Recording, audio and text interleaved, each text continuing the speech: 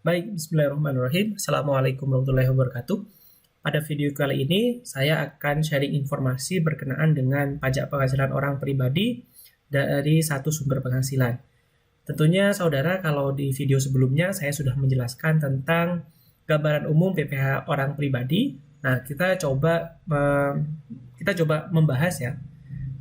Kira-kira kalau ada orang pribadi dengan satu sumber penghasilan itu bagaimana cara menghitung kewajiban perpajakannya atau pajak yang harus dibayar oleh orang pribadi tersebut. Baik, secara umum, kalau saudara lihat di SPT sebenarnya kalau disimpulkan bahwa ini adalah formula untuk menghitung berapa pajak yang harus mereka bayar atau terhutang pajak. Nah, yang pertama adalah kita harus menghitung dulu penghasilan netonya. Nah, tentunya penghasilan neto itu terdiri dari 4 sumber ya. Ada dari pekerjaan bebas atau kegiatan usaha, kemudian pekerjaan dalam negeri lainnya dan luar negeri. Tentunya kalau yang 1A itu kegiatan usaha pekerjaan bebas, kita jelas, gampang ya, mudah mengidentifikasinya. Contoh misalkan sebagai konsultan pajak, akuntan publik, kemudian dari aktivitas jual barang, jualan ya, usaha barang, usaha burung, pelihara kura-kura misalkan, atau sebagai praktisi di bidang misalkan lawyer, pengacara atau PPAT dan lain-lain. Nah, itu kan semuanya jenis-jenis pekerjaan bebas. Nah, itu nanti dimasukkan ke poin A. Tentunya 1A itu untuk memasukkan itu saudara harus ingat judulnya ya. Ini adalah penghasilan neto ya. Penghasilan neto. Jadi penghasilan neto itu bisa jadi begini, rekan-rekan mahasiswa. Bisa jadi itu diperoleh dari pendapatan dikurangi beban, itu labanya. Laba itu menjadi penghasilan neto. Atau itu kalau menggunakan pembukuan ya. Kalau menggunakan pencatatan itu dari tarif yang digunakan untuk menghitung berapa penghasilan neto. Misalkan dokter, kemudian menggunakan NPPN, norma penghitungan penghasilan neto. Itu ada tarifnya, itu nanti dikalikan, itu dimasukkan ke kegiatan usaha atau pekerjaan bebas. Nah, nanti saudara bisa searching di Google, apa bedanya pencatatan dan pembukuan. Nah, di ketentuan perpajakan sudah ada sebenarnya, nanti bisa saudara cari. Kemudian dari pekerjaan, nah dari pekerjaan itu ya sebagai dosen seperti saya misalkan, kemudian sebagai karyawan di perusahaan itu dimasukkan ke sini. Kemudian dalam negeri lainnya, kalau misalkan usahanya selain AB, contoh misalkan jual beli kendaraan misalkan, saudara dapat laba, itu dimasukkan poin C, penghasilan itu dalam negeri lainnya. Kemudian luar negeri, jika saya misalkan dapat penghasilan sebagai konsultan pajak di Malaysia atau di Singapura atau di Australia, itu dimasukkan dalam poin D. Nah, kemudian penghasilan tersebut saudara jumlahkan ya, akumulasi. Nah, setelah diakumulasi, baru kemudian saudara kurangi ya, saudara kurangkan dengan zakat. Nah, zakat ini sumbangan keagamaan yang wajib itu ada ketentuannya ya. Ketentuannya adalah bahwa zakat itu lembaganya resmi ya. Lembaganya resmi terdaftar di Direktorat Jenderal Pajak atau Kementerian Keuangan. Ya. Contohnya adalah Basnas, Lazisnu atau lembaga zakat yang terdaftar lainnya. Kemudian kompensasi kerugian, jika saudara misalkan tahun-tahun sebelumnya mengalami kerugian itu bisa dikompensasi. Dan yang keempat adalah PTKP. PTKP pada video selanjutnya sudah saya sampaikan bahwa penghasilan tidak kena pajak. Penghasilan tidak kena pajak tentunya beda-beda ya. Beda-beda dalam artian jenisnya macam-macam. Ada yang WPOP dengan status menikah, anak 1, menikah anak 3, tanpa menikah punya tanggungan, dan lain sebagainya. Di video sebelumnya saya sudah jelaskan. Kemudian jumlah pengurang penghasilan itu ini dikumulasi, nanti akan ketemu penghasilan kena pajak. Ya, PHKP ya. Penghasilan kena pajak ini diperoleh dari penghasilan neto dikurangi dengan pengurang penghasilan neto. Kemudian penghasilan kena pajak ini, Mas Mbak, itu jadikan dasar pengenaan pajak untuk menghitung berapa PPh terhutangnya ya. Berapa PPh terhutangnya. PPh terhutang ini dasarnya adalah menggunakan tarif pasal 17. karena dia adalah, ini subjeknya adalah wajib pajak orang pribadi ya. Objeknya adalah orang pribadi, subjeknya adalah penghasilan ini. Nah, kemudian objeknya penghasilan, oke.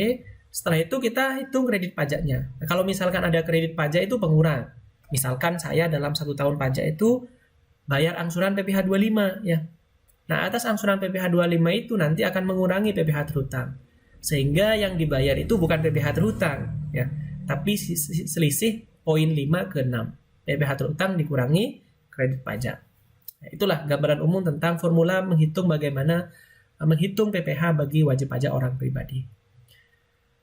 Nah, untuk menghitung penghasilan itu dari pekerjaan bebas, nah, kalau ini poin 1A. Kalau 1B gampang ya, kita tinggal masukkan, kita dapat gaji neto berapa, tinggal masukkan ke 1B. Tapi untuk poin 1A, yang ini, kita bisa menggunakan 2 cara, pembukuan dan pencatatan. Pembukuan itu sederhananya adalah kita nyusun laporan laba rugi ya. Nyusun laba rugi, ada pendapatannya berapa, bebannya berapa. Itu terperinci ya. Pendapatan itu sumbernya dari mana, beban itu apa saja.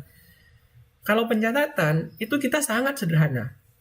Kita tinggal menyajikan omsetnya per bulan berapa, ya, omsetnya per bulan berapa. Nah, kita nanti kalau menggunakan NPPN, norma penghitungan penghasilan itu tinggal mengalihkan tarifnya. Ya, mengalihkan bukan tarif, persentase untuk menentukan penghasilan netonya. Ya. Kemudian untuk tarif PPh-OP sebenarnya kita bisa menggunakan pasal 17. Secara umum kan gitu ya. Tapi ada opsi lain, kita bisa menggunakan PPh final. Ya. Jadi kalau misalkan saya orang pribadi punya usaha jualan kura-kura misalkan.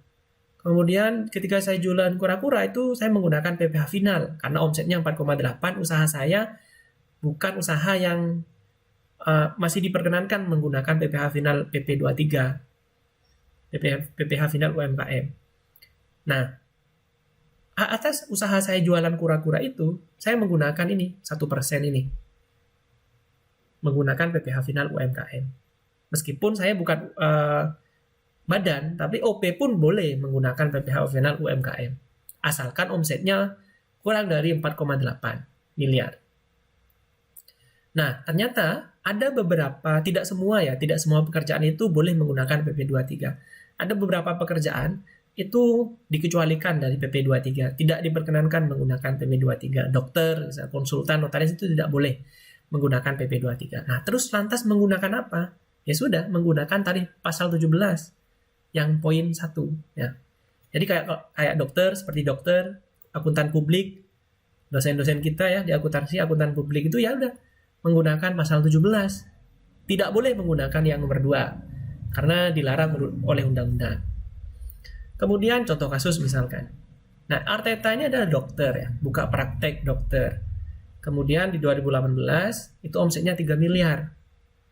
Kita diminta menghitung berapa PPh terhutang Mikel Arteta dengan status masih lajang. Nah, kita diminta untuk menghitung. Nah, kita analisis dulu, Mas. Nah, Arteta dokter jelas tidak boleh menggunakan tarif final. Yang bisa gunakan adalah pencatatan atau pembukuan.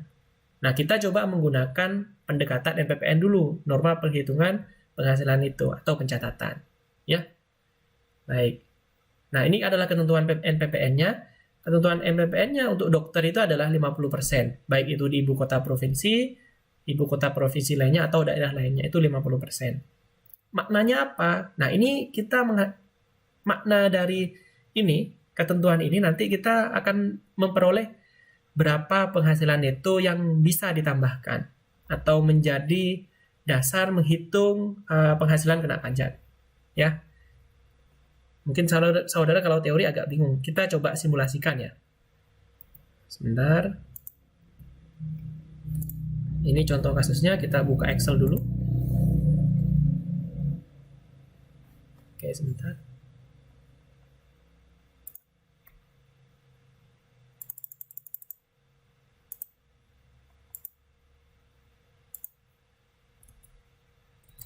Kita lihat rumusnya.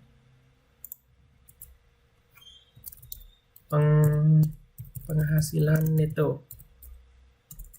Penghasilan neto.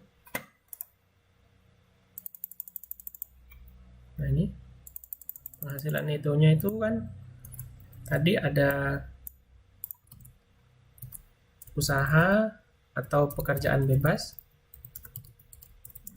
kemudian dari sebagai karyawan misalkan, kemudian dalam negeri lainnya,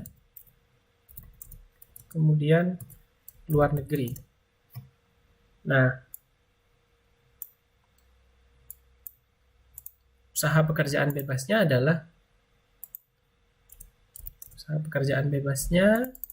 tadi di soal disebutkan itu 3 miliar ya, 3 miliar.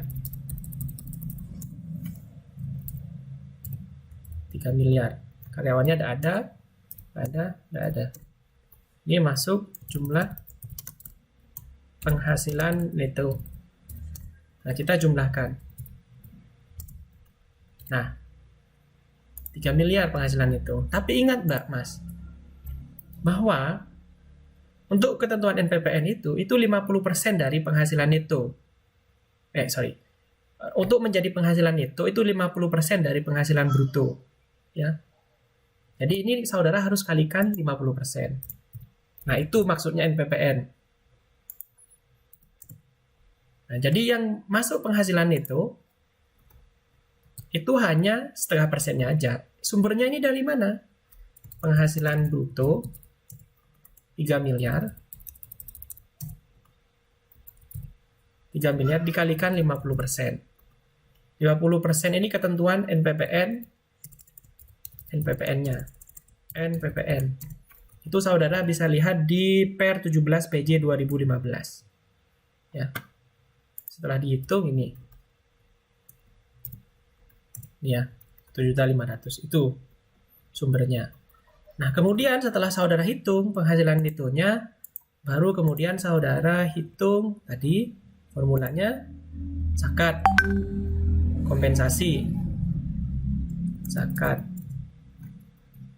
Zakat kompensasi kerugian. Kemudian PTKP. Zakat nggak ada, kompensasi kerugian nggak ada. PTKP berapa? PTKP-nya ini kan TK 0. Ya, TK 0. Berarti 54 juta. Berarti jumlah pengurang penghasilan itu jumlah pengurang penghasilan neto. Nah, jumlah pengurang penghasilan netonya adalah 54 juta. Saudara jumlahkan. Nih. Sudah ketemu ya? Baru kita hitung, Mas, Mbak. Baru kita hitung PPh terhutangnya. PPh terhutang. Ingat, cara menghitungnya adalah saudara menggunakan tingkatan.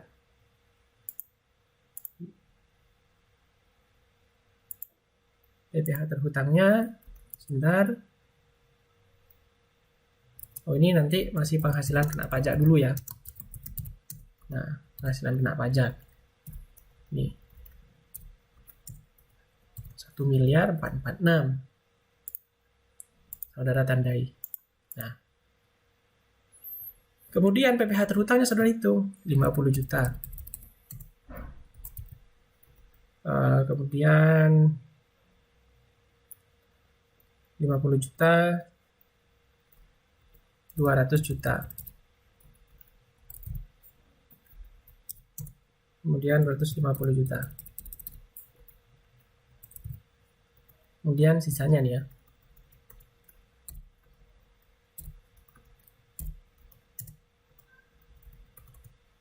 Kalikan 5%, 15%, 25%, 30%.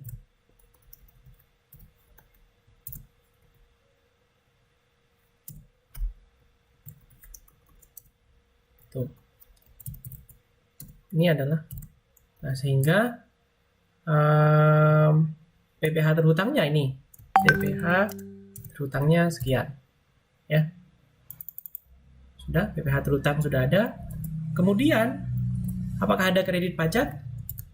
Tidak ada. Soal tidak ada.